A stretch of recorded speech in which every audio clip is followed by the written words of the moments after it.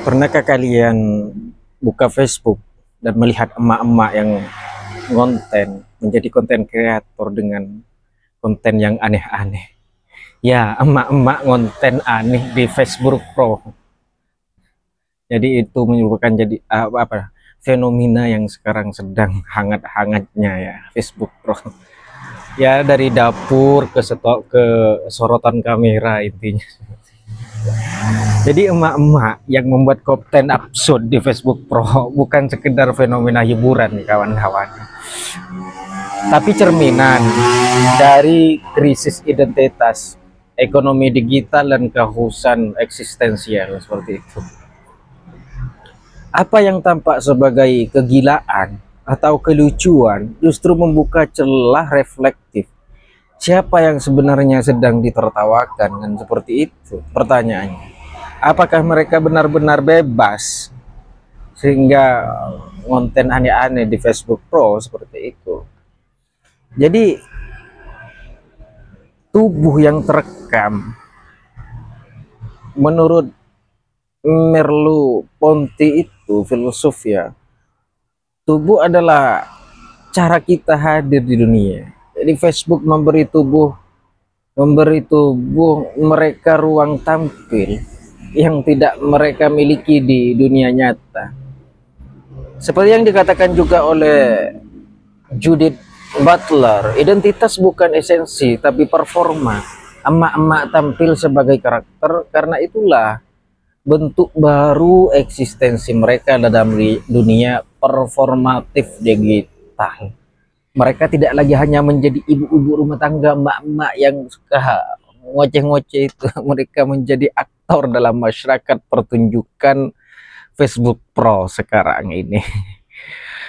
Jadi apa ya, ini sungguh membagongkan sekali menurut saya. Jadi Facebook Pro itu sebagai platform media sosial yang menjanjikan siapapun yang bisa terkenal dan kaya dari konten, namun algoritma memihak pada keanehan, konflik, emosi yang meledak-ledak.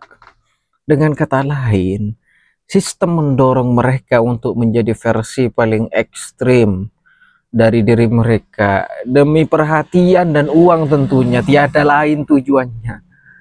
Seolah-olah mereka bebas memilih, padahal yang mereka pilih adalah yang dikehendaki oleh sistem, yang sudah dirancang oleh sistem agar semua orang bisa konten di sana, tidak terkecuali ibu-ibu yang datangnya dari dapur.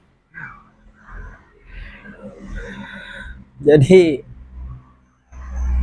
seakan-akan ibu-ibu ini terasing dari dunia kerja formal, terasing dari pusat kota dan media arus utama, terasing bahkan dari ruang domestik yang sunyi.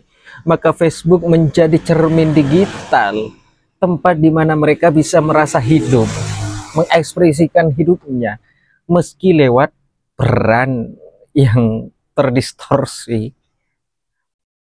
Ini merupakan sakte ibu-ibu atau sakte manusia terkuat ini, menurut ya, bicara soal ini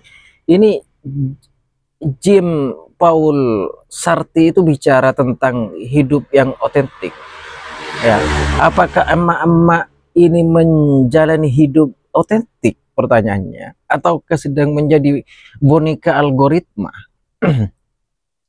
Jadi pertanyaan eksistensinya, apakah mereka sadar bahwa mereka sedang mempertontonkan dirinya demi perhatian semu, demi ya semacam identitas yang tidak jelas?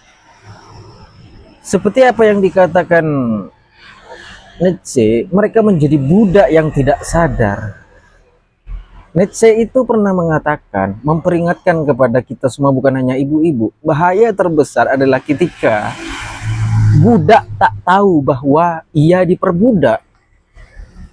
Jadi kita ini, mak-mak kita, mereka merasa bebas membuat konten, tapi bebas karena ingin. atau bebas karena didorong kebutuhan sosial dan ekonomi, kan seperti itu pertanyaannya.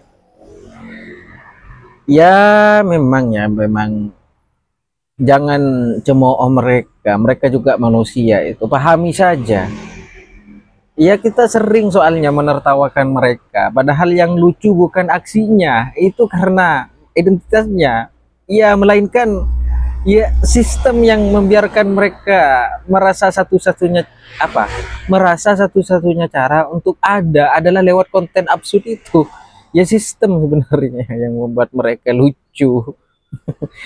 Ini bukan soal emak-emak alay ya, ini soal masyarakat yang gagal memberi ruang yang layak bagi ekspresi perempuan kelas bawah, di mana mereka seakan-akan terasing. Mereka hanya berada di tempat-tempat, yaitu di dapur, di sumur, di kasur, atau di sawah.